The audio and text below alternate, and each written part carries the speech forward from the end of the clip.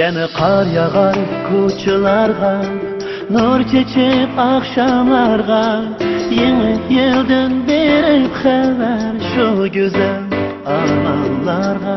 Ko'ngillarga beg'ubur shahar yana oppoqqa, yeni yılın kelishini kutar ko'zlar intizor.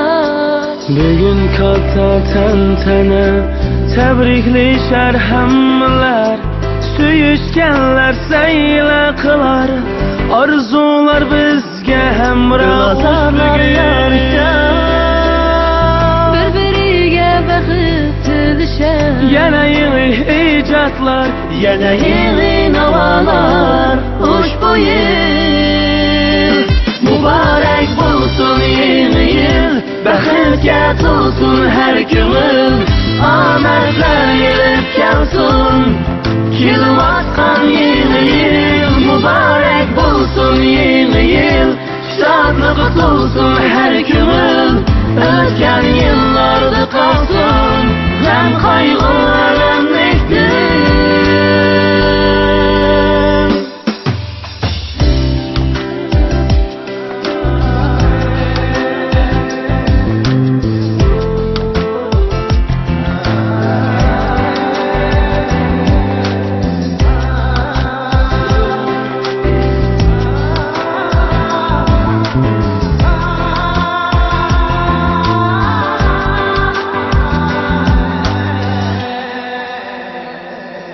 Oppoq qarlarda o'ynab yurgan erka bolalar, xo'shallikda samaga yetar shodlik kun kelar.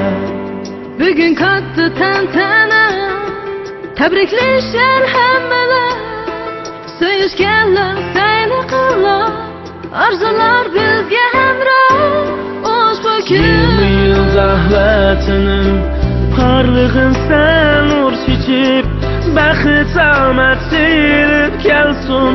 Kelayotgan yeni yil dilozorlar yarishar, bir-biriga baxt tilashar. yana yeni ijodlar, yana yeni navalar, ushbu yil muborak bo'lsin, yeni yil baxtga to'lsin har ko'ngil, omadlar ilib kelsin. Kelayotgan